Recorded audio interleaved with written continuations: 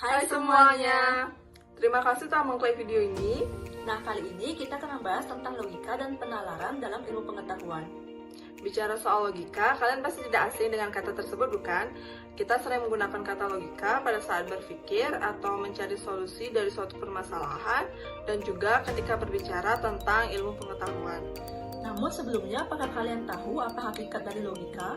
Bagaimana bentuk-bentuk pemikiran dan bagaimana hubungan logika dengan ilmu pengetahuan? Nah, untuk menjawab pertanyaan tersebut, mari kita saksikan video berikut ini. Selamat menyaksikan!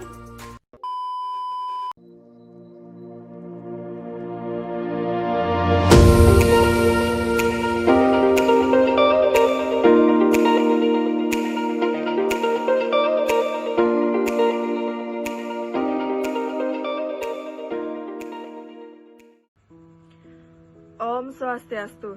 Perkenalkan, nama saya Loparasania Daniati dengan NIM 19130111011 dari kelas 3B Pendidikan Matematika. Di sini saya akan membahas materi pertama dari kelompok 5. Pembahasan yang pertama adalah tentang hakikat dari logika. Ada beberapa pandangan dari para ilmuwan yang membahas tentang hakikat logika. Yang pertama yaitu dari Andri Atta pada tahun 2012 yang menyatakan bahwa logika merupakan cara berpikir atau cara hidup atau sikap hidup tertentu, yaitu yang masuk akal, yang reasonable, yang wajar, yang beralasan atau berargumen, yang dapat dimengerti walaupun belum tentu disetujui atau tentang benar atau salah. Selanjutnya, dari Arif Sidarta pada tahun 2010 menyatakan bahwa ada beberapa pandangan terkait arti dari logika dalam penggunaannya di kehidupan sehari-hari, yaitu wajar, masuk akal, dapat dipahami, dapat diterima, atau bisa juga digunakan dalam arti kultur untuk menggambarkan sikap khas suatu kelompok masyarakat. Baik, selanjutnya dalam konteks ilmiah kita juga dapat menemukan arti khusus dari logika. Ada dua pandangan yang dapat kita pahami dalam konteks ini. Yang pertama yaitu dari Irving Copy, seorang filsuf dari USA pada tahun 2002 mengatakan bahwa logika adalah studi tentang metode dan prinsip yang digunakan dalam membedakan penalaran yang baik dan benar dari penalaran yang buruk dan salah. Pengertian ini menunjukkan bahwa mempelajari logika berarti mempelajari hukum dan prinsip berpikir yang mengatur atau melandasi dan sekaligus memberikan alasan mengapa suatu penalaran dapat dikatakan sebagai sesuatu yang logis dan juga menjelaskan mengapa suatu penalaran harus dikatakan sebagai tidak logis. Lalu pendapat yang kedua yaitu dari Norman Geisler dan Ronald Brooks pada tahun 1990 mengatakan bahwa logika yaitu tentang kajian penalaran yang benar atau menyimpulkan yang valid atau sah dan dapat mengenali adanya kesalahan berpikir baik secara formal maupun informal. Nah, dari dua paham yang dikemukakan ini dapat kita katakan bahwa logika tidak hanya mengajarkan bagaimana suatu penyimpulan yang tepat, tetapi juga membuat kita waspada terhadap kemungkinan kesalahan yang kita lakukan dalam pembuatan kesimpulan. Dengan demikian dapat kita pahami pengertian logika dalam arti khusus, yaitu logika sebenarnya merupakan kajian dalam proses penalaran yang bertolak dari penerapan prinsip berpikir dalam suatu penalaran yang tepat, yang digunakan dalam membedakan penalaran yang baik dan benar dari penalaran yang buruk dan salah. Nah, pembahasan selanjutnya adalah mengenai logika dan ilmu pengetahuan. Nah, kita mulai dari manusia. Manusia pada dasarnya bersifat ingin tahu. Keingintahuan tersebut merupakan sifat alamiah dari diri manusia sendiri. Nah, dorongan keingintahuan ini berasal dari akal manusia. Manusia adalah makhluk yang berakal dan memiliki kesadaran akan realitas di luar dirinya. Untuk menjawab keingintahuan tersebut, kita harus membandingkan pengetahuan satu dan lainnya, menganalisis, menalar, sampai ditemukan sebab kesimpulan yang tepat dan jiwa kita mengatakan tidak ragu akan kebenaran atau ketepatan dari kesimpulan tersebut. Begitu juga orang lain yang tidak ragu akan kesimpulan yang kita berikan. Nah, disinilah peran logika dibutuhkan. Seperti yang sudah dijelaskan sebelumnya, dalam arti khusus, logika sebenarnya merupakan kajian dalam proses penalaran yang digunakan dalam membedakan penalaran yang baik dan benar dari penalaran buruk dan salah, sehingga akan didapatkan kesimpulan yang baik dan benar atau kesimpulan yang tepat untuk menjawab keingintahuan dari diri manusia itu sendiri. Nah, kesimpulan yang didapatkan inilah yang nantinya kita sebut sebagai ilmu pengetahuan. Dapat dikatakan juga bahwa logika menjadi semacam alat ukur yang harus digunakan untuk menentukan bukan saja kadar keilmiahan dalam suatu teori ilmu pengetahuan, melainkan juga validitas dari teori ilmu pengetahuan tersebut. Perkenalkan, nama saya Putu Ketin Tamira dengan NEM 19130110039 dari kelas 3B Pendidikan Matematika. Di sini saya akan menjelaskan tentang bentuk berpikir dan bangunan logika. Nah, sebelumnya sudah dijelaskan oleh rekan saya bahwa logika adalah suatu metode yang diciptakan untuk meneliti ketepatan penalaran. Nah, di sini bentuk-bentuk pemikiran ada 3, yaitu pengertian atau konsep, proposisi atau pernyataan, dan penalaran. Nah, yang pertama, pengertian atau konsep. Pengertian atau konsep ini adalah hasil observasi indera terhadap objek yang diolah otak. Pengertian tentang objek merupakan abstraksi atas objek itu yang dituangkan ke dalam bahasa, yaitu lambang atau simbol atas objek yang menjelaskan ciri-ciri objek. Objek diabstraksi oleh otak dan dilambangkan dalam bahasa itu dalam berbentuk kata. Selanjutnya, proposisi atau pernyataan. Proposisi atau pernyataan adalah apa yang ada di pikiran manusia. Pikiran itu harus dibuktikan dengan kondisi objektif, atau dengan kata lain, proposisi ini harus dibuktikan karena proposisi bisa benar dan proposisi bisa salah. Adapun pengertian selalu benar karena dia merupakan objek itu sendiri, atau pengertian selalu objektif. Proposisi yang dianggap benar atau dinyatakan benar dikombinasikan dengan proposisi yang lainnya yang dianggap benar, menghasilkan proposisi baru yang disebut dengan penalaran. Selanjutnya adalah penalaran. Penalaran adalah suatu proses berpikir yang menggunakan argumen pernyataan, premis, atau aksioma untuk menentukan benar salahnya suatu kesimpulan. Penalaran bersifat logis jika kesimpulan yang dihasilkan oleh argumen, pernyataan, atau premis yang benar. Sebaliknya, simpulan yang dihasilkan dari argumen atau premis yang salah akan menghasilkan penalaran yang tidak logis. Nah, jadi secara sederhana dapat dikatakan bahwa penalaran adalah proses berpikir dalam menarik suatu kesimpulan berdasarkan sejumlah informasi yang tersedia. Nah, setiap penalaran memiliki struktur yang sangat sederhana, yaitu adanya pernyataan atau premis atau argumen, lalu pernyataan itu diolah oleh nalar, kemudian menghasilkan suatu kesimpulan. Nah, penalaran berangkat dari sesuatu yang sudah diketahui atau sesuatu yang sudah ada, yang disebut dengan premis, dan diakhiri dengan menarik suatu kesimpulan atau konklusi. Nah, selain sebagai proses akal budi dalam menarik kesimpulan, penalaran itu sendiri disebut juga menyimpulkan atau penyimpulan atau inference. Nah, di sini penalaran dibagi menjadi 2, yaitu penalaran induktif dan penalaran deduktif, di mana penalaran induktif adalah penalaran yang konklusinya lebih luas daripada premisnya, artinya kesimpulannya lebih luas daripada pernyataannya. Nah, lawan dari penalaran induktif adalah penalaran deduktif, yaitu penalaran yang konklusinya atau kesimpulannya lebih sempit daripada premisnya atau pernyataannya. Nah, berdasarkan pada penjelasan sebelumnya, maka di sini jenis logika dibagi menjadi 2, yaitu logika formal dan logika material. Nah, di mana logika formal ini adalah logika yang membuat kesimpulan atau penalaran atau argumen berdasarkan pada bentuk pernyataan atau proposisi. Nah, sedangkan logika material adalah logika yang membuat kesimpulan atau penalaran berdasarkan pada isi atau objek. Nah, karenanya dalam mempelajari logika, harus terlebih dahulu mempelajari hubungan bentuk dan isi. Nah, isi yaitu pengertian akan objek, dan bentuk yaitu tempat atau wadah untuk menampung dan mengemas isi agar isi itu mempunyai makna dan bermanfaat. Nah, sekian penjelasan dari saya. Selanjutnya akan dijelaskan oleh rekan saya. Om Swastiastu. Selamat siang, perkenalkan nama saya Kemengari Nawati dengan NIM 1913011010. Di sini saya bagian dari kelompok 5 filsafat akan menjelaskan mengenai peran logika dalam ilmu filsafat. Baik, jadi pada kesempatan kali ini saya akan membawakan materi mengenai peran logika dalam filsafat. Logika adalah esensi dari ilmu filsafat. Namun,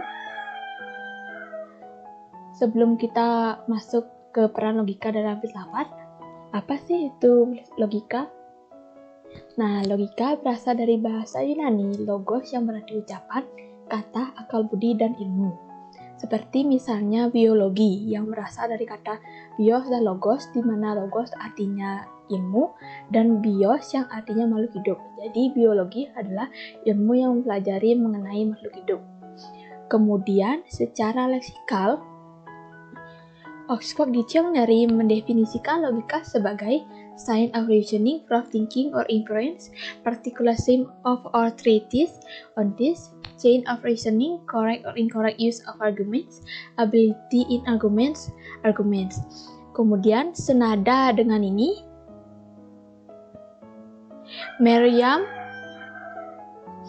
Merriam-Webster Dictionary menjelaskan logika adalah a science that deals with rules and tests of sound thinking and proved by reasoning. Nah, dari pengertian-pengertian ini, apa yang dapat kita simpulkan? Pertama, logika sebagai ilmu atau dasar dari semua ilmu pengetahuan. Kedua, logika sebagai seni atau keterampilan berpikir. Hadiat Maja mengatakan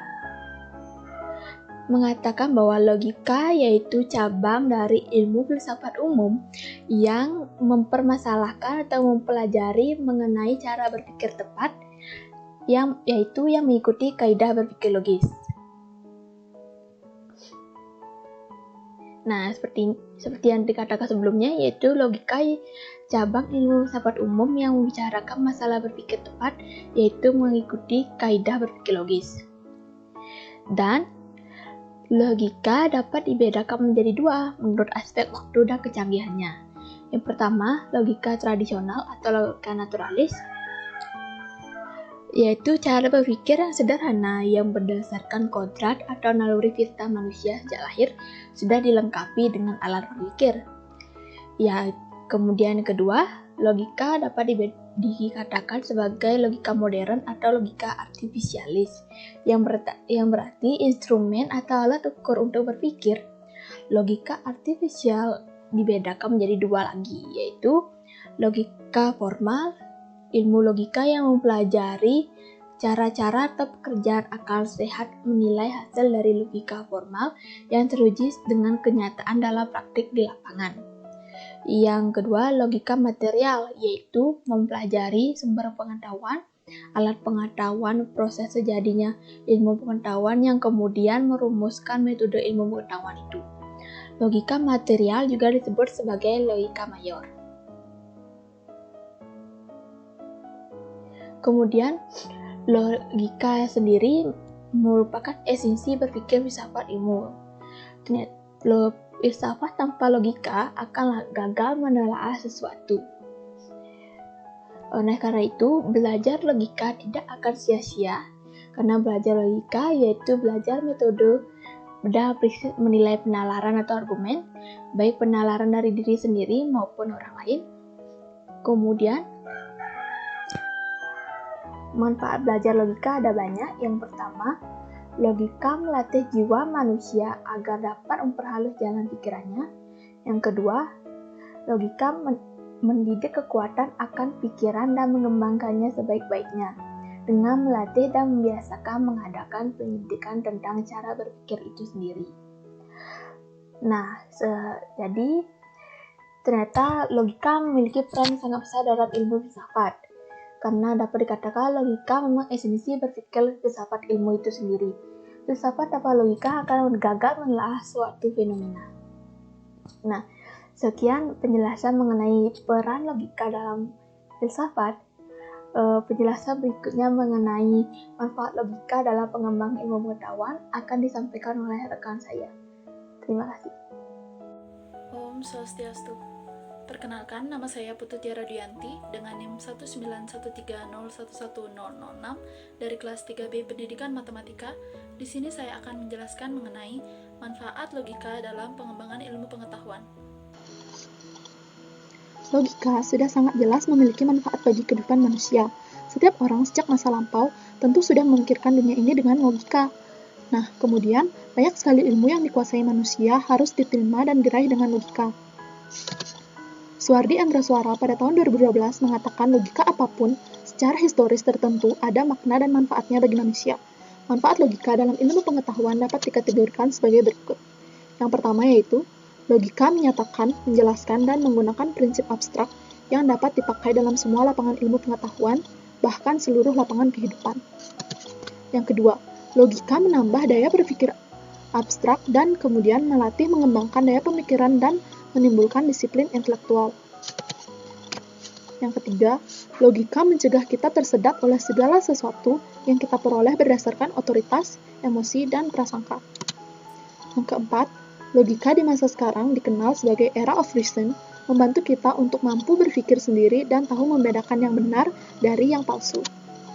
Dan yang terakhir yaitu yang kelima, logika membantu orang untuk dapat berpikir lurus, tepat, dan teratur, karena dengan berpikir demikian, ia dapat memperoleh kebenaran dan menghindari kesesatan.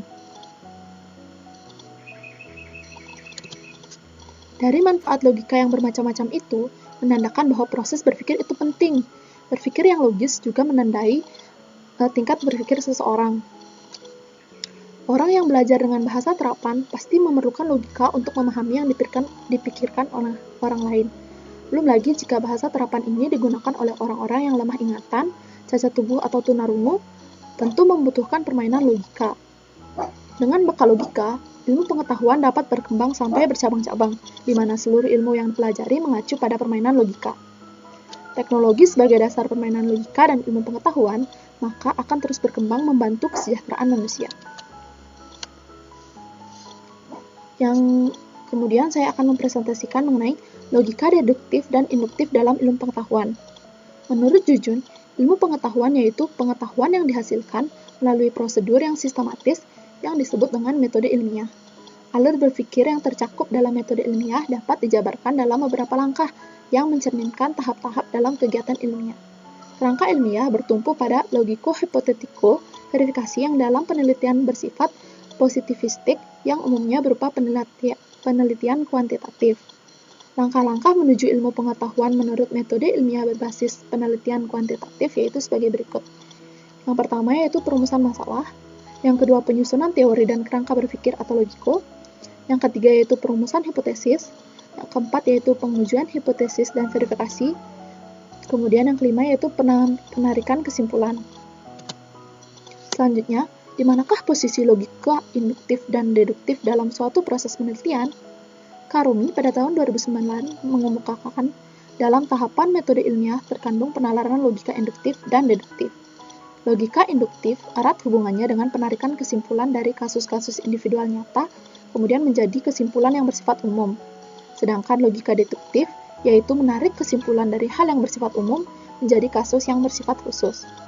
Ketika seorang peneliti menetapkan rumusan masalah dan mengidentifikasi masalah, maka ia melihat kesenjangan antara kenyataan dan harapan, kesenjangan antara kondisi ideal dan kondisi faktual. Kemudian, ia mendesain rumusan masalah untuk pegangan dan panduan penelitian, baik khusus maupun umum, dengan menganalisis unsur, ciri, sifat, proses, dan fungsi golongan, kategori, dan klasifikasi dari fenomena yang ada.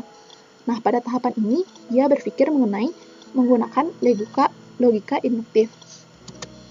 Lalu, ketika membangun teori, konstruk, indikator, kerangka berpikir, dan merumuskan hipotesis, maka saat ini peneliti menggunakan logika deduktif. Kemudian hipotesis ini diuji dan diverifikasi oleh penelitian secara empiris dengan mengumpulkan dan mengolah data dan fakta yang kemudian melahirkan teori. Nah, pada tahap pengujian hipotesis dan perumusan teori baru hasil penelitian ini, maka logika induktiflah yang digunakan peneliti. Sekian presentasi dari saya, dapat dilanjutkan oleh rekan saya. Om Swastiastu. Perkenalkan, nama saya Ninyoman Gede Aikesia Pratena Pramita dengan NIM 19130111008. Logika dan kesesatan berpikir dalam ilmu pengetahuan.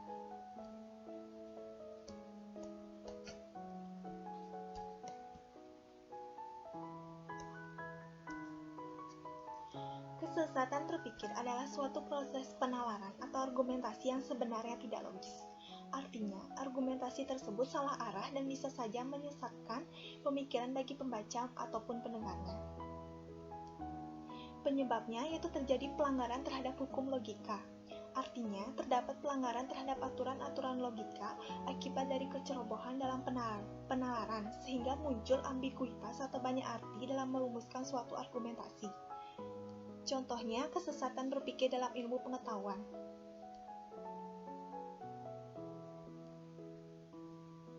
Dan, menurut Karomani tahun 2009 dan Darsono Prawironegoro tahun 2011, terdapat 5 macam kesesatan berpikir dalam ilmu pengetahuan.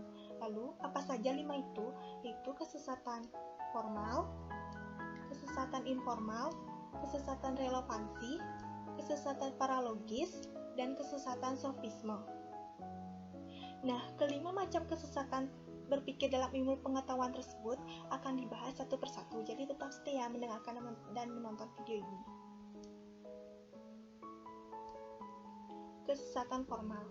Nah, kita mulai pertama yaitu kesesatan formal. Apa itu kesesatan formal? Nama kesesatannya saja sudah formal. Berarti tentu ada aturan-aturan yang berlaku dengan sah. Jadi, apa yang dimaksud dengan kesesatan formal? Nah, kesesatan formal adalah kesesatan yang terjadi karena pelanggaran terhadap aturan-aturan logika seperti mengenai term atau arti dan silogisme. Contohnya, itu kesesatan karena core term atau 4 artian, kesesatan karena term tengah tidak terdistribusikan, kesesatan karena presmi positif dan kesimpulan negatif, kesesatan karena presmi negatif dan kesimpulan positif, kesesatan karena dua presmi negatif, kesesatan karena four term atau 4 artian. Nah, padahal dalam aturan silogisme hanya dikenal 3 term, yaitu mayor, tengah, dan minor. Tetapi malahan terdapat 4 term. Contohnya, presmi pertama, semua manusia pasti mati. Premis kedua, Budi adalah manusia. Jadi konklusinya adalah Budi pasti mati. Nah, apabila setelah kata manusia pada presmi kedua ditambahkan kata super, maka akan menyebabkan adanya 4 term, yaitu semua manusia pasti mati, Budi, dan manusia super, sehingga tidak akan terdapat konklusi.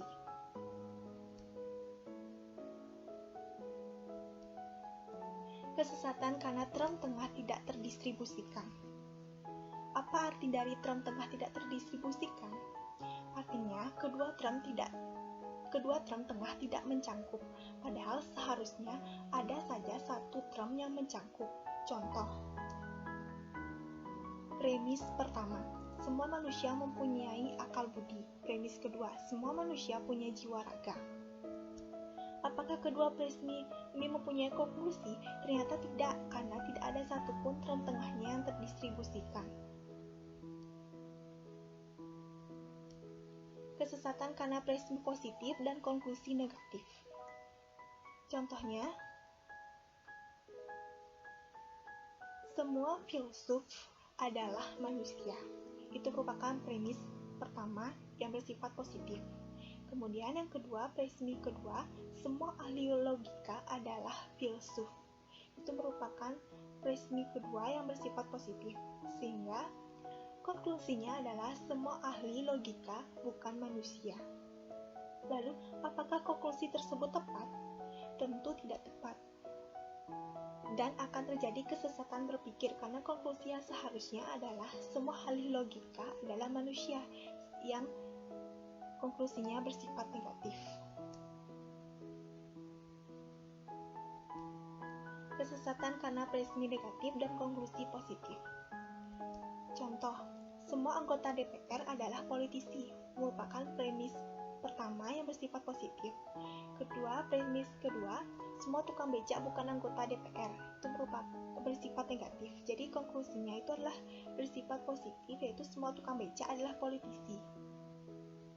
Lalu, apakah konklusi tersebut tepat? Tentu tidak tepat dan akan terjadi kesesatan berpikir, karena konklusi yang seharusnya adalah semua tukang becak bukan politisi yang bersifat negatif. Kesesatan karena dua presmi negatif. Contoh, novel remaja dari Russell adalah bukan novel yang mudah dibaca. Premis pertama yang bersifat negatif. Novel yang mudah dibaca adalah bukan novel yang bermutu. Presmi 2 yang bersifat negatif. Jadi konklusinya itu jadi bersifat positif. Semua novel remaja dari Russell adalah novel bermutu. Lalu apakah yang terjadi? Yang terjadi kesesatan berpikir karena mengambil konklusi dari dua presmi negatif tidak diperbolehkan.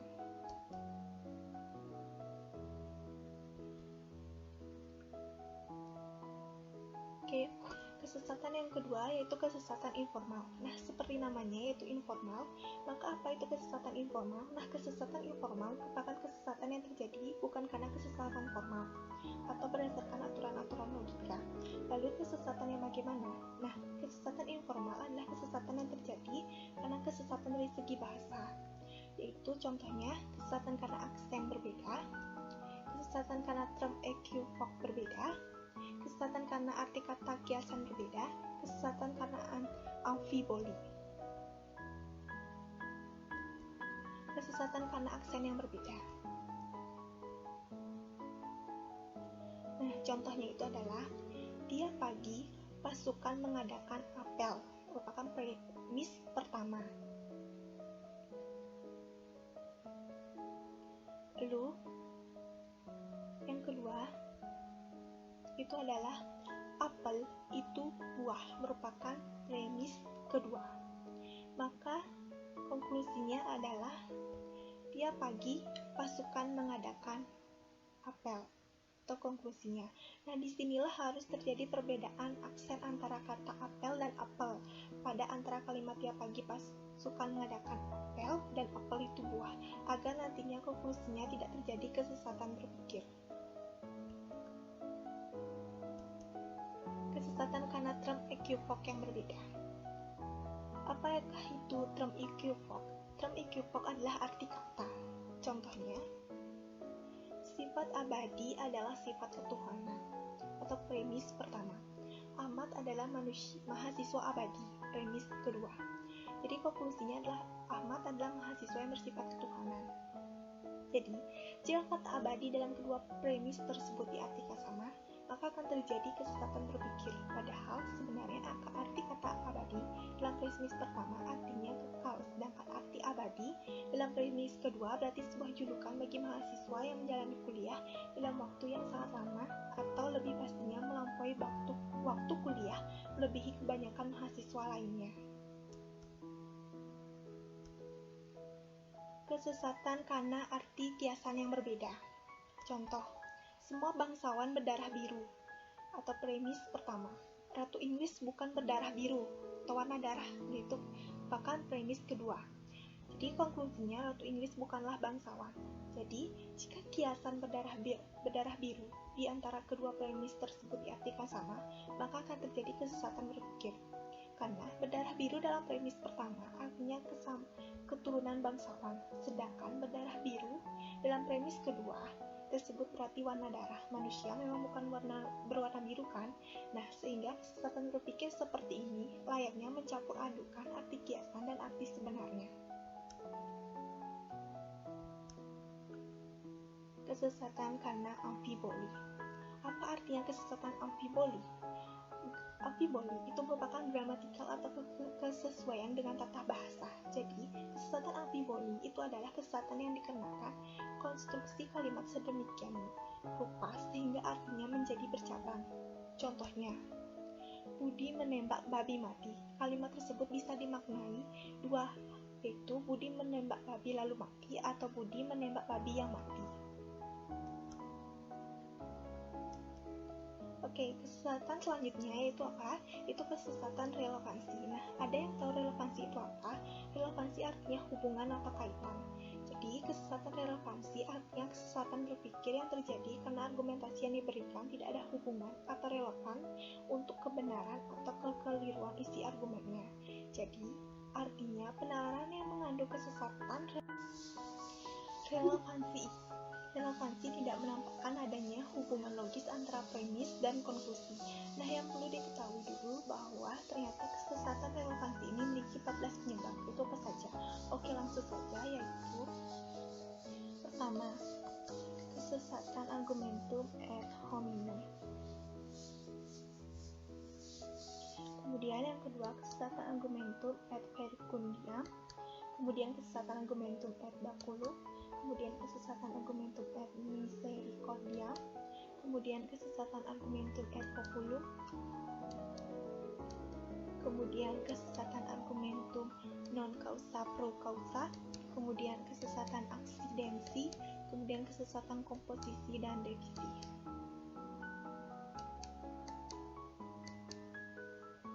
Kemudian selanjutnya kesesatan precision principally, kemudian kesesatan ignoration elensi, kemudian kesesatan pertanyaan kompleks, kemudian kesesatan argumentum ad ignoration, kemudian kesesatan to squitter, kemudian kesesatan to QQ. Nah,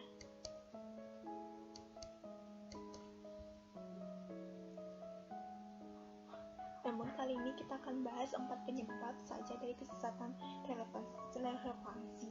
Jadi tetap stay mendengarkan dan menonton ya. Jadi kesesatan argumentum ad hominem. Dalam suatu rapat umum yang dipimpin oleh kepala desa, semua warga desa yang hadir dimintai pandangannya mengenai cara-cara memelihara lingkungan desa agar dapat terhindar dari bahaya demam berdarah. Marsuki, salah seorang warga desa, juga ikut hadir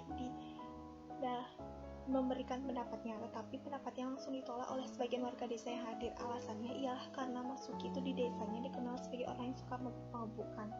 Lalu apa artinya kesesatan ini? Nah, sebelum lanjut kita perlu tahu apa itu ad hominem. Ad hominem artinya mengacu pada orangnya. Jadi kesesatan argumentum ad hominem terjadi bila seseorang berusaha untuk menerima atau menolak suatu gagasan atau ide dengan alasan hanya karena berhubungan dengan pribadi dari orang yang melontarkan gagasan. Kemudian kesesatan argumentum ad verecundiam atau autoritatis. Nah, apa itu autoritatis? Nah, ternyata berasal dari kata autoritas, berarti kewibawaan. Ternyata juga kesesatan jenis ini sangat mirip dengan kesesatan argumentum ad hominem. Lalu, kenapa dikatakan sangat mirip? Hal tersebut karena bila dalam argumentum ad hominem yang menjadi acuan adalah pribadi orang yang menyampaikan gagasan, atau disenangi atau tidak disenangi, maka dalam kesesatan jenis ini nilai suatu penalaran terutama ditentukan oleh keahlian atau kewibawaan orang yang mengemukakannya. Contohnya, apa yang dikatakan oleh Prof. Dr. Solicin itu pasti benar, karena beliau adalah seorang psikolog ulung dan namanya sudah tidak asing lagi dalam dunia pendidikan. Kemudian selanjutnya kesesatan argumentum ad populum. Nah, apa itu populum? Populum berasal dari kata populus, artinya rakyat atau massa. Jadi, apa itu kesesatan argumentum ad populum? Kesesatan argumentum ad populum adalah kesesatan yang terjadi karena diajukan untuk meyakinkan para pendengar dengan mengatasnamakan kepentingan rakyat atau orang banyak. Jadi yang dipentingkan ialah menggugah perasaan massa pendengar, membangkitkan semangat dan membakar emosi orang banyak agar menerima suatu pernyataan tertentu. Biasanya dijumpai dalam kampanye politik, pidato-pidato, dan propaganda-propaganda seperti yang terdapat dalam dunia iklan. Kemudian selanjutnya kesesatan ignoration elensi. Jadi contohnya adalah Fitri itu putri bungsu, pasti keras kepala. Nah, lalu apa itu kesesatan ignoration elensi? Kesesatan ignoration elensi ini terjadi karena bila seseorang menarik konklusi yang sebenarnya tidak memiliki relevansi dengan premisnya. Maka ada yang perlu kalian ketahui apa itu. Ternyata ketiga jenis kesesatan tadi yang sudah kita bahas, yaitu kesesatan argumentum ad hominem, kesesatan argumentum ad verecundiam, dan kesesatan argumentum ad populum dapat dikategorikan sebagai bagian dari kesesatan ignoration elensi ini. Berikutnya, kesesatan paralogis, yaitu suatu kesesatan penalaran atau penyimpulan yang sesat di mana orang yang membuatnya tidak mengetahuinya bahwa apa yang disimpulkan itu sesat. Boleh jadi ini disebabkan karena tidak pahamnya bahasa, tidak pahamnya konteks, dan tidak pahamnya situasi sosial budaya, kemudian menarik suatu kesimpulan yang pada akhirnya salah. Kesesatan sofisme, yaitu kesesatan dalam penalaran atau penyimpulan yang sesat di mana orang yang membuatnya dengan sengaja membuatnya.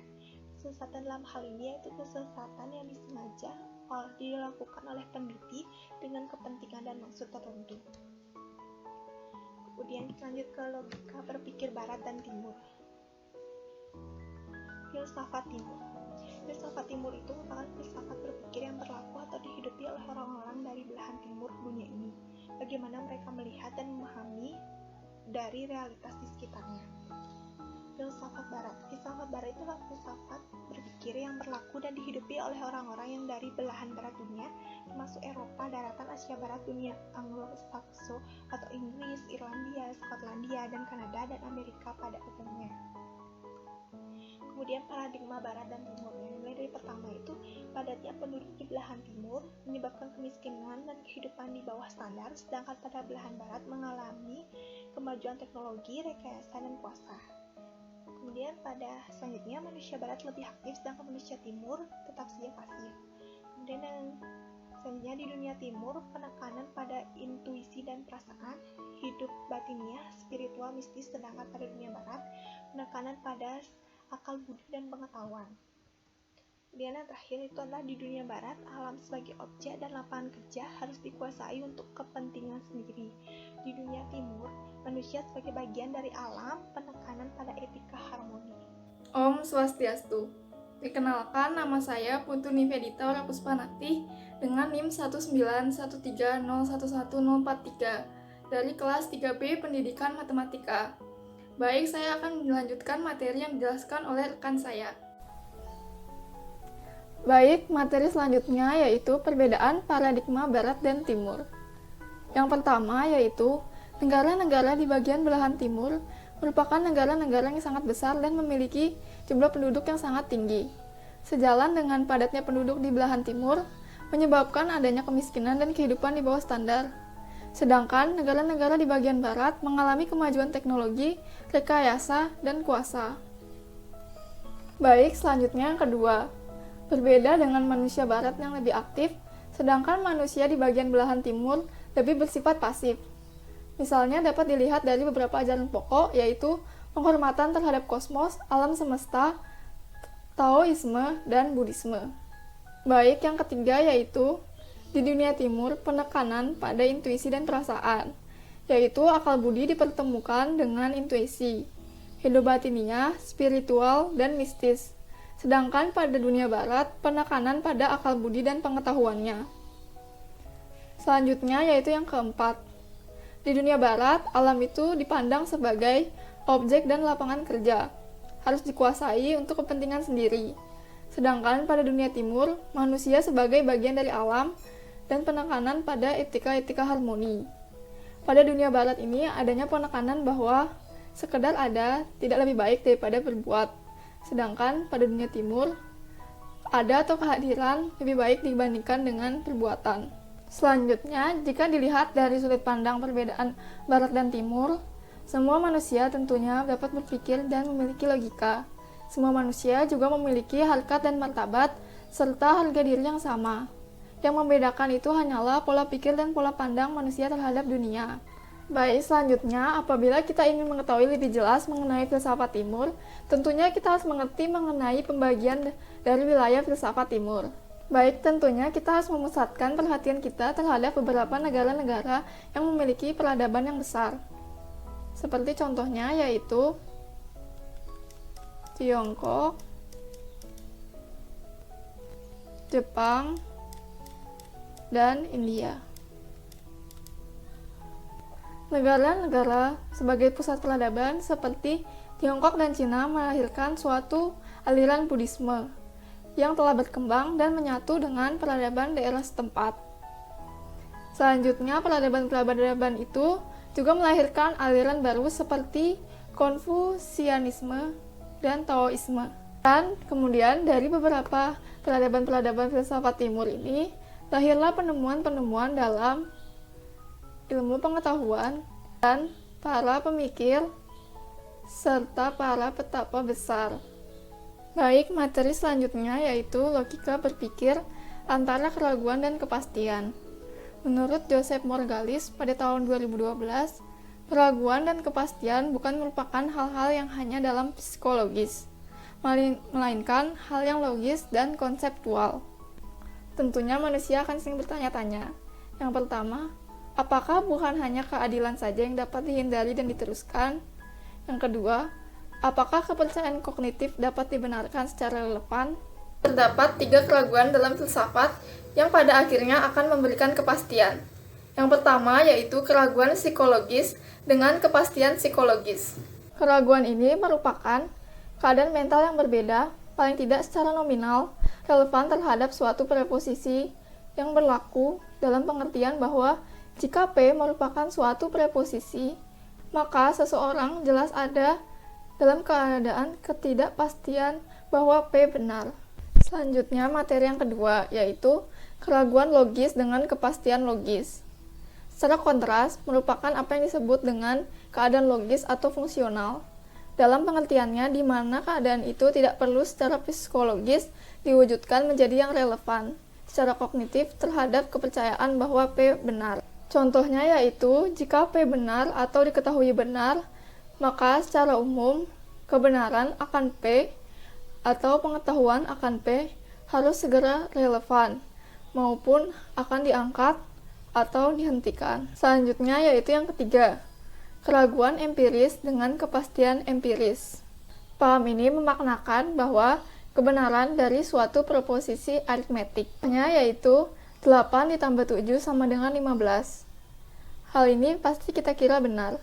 Sekian presentasi dari kami. Mohon maaf apabila ada kesalahan kata. Terima kasih. Om Santi Santi Santi Om.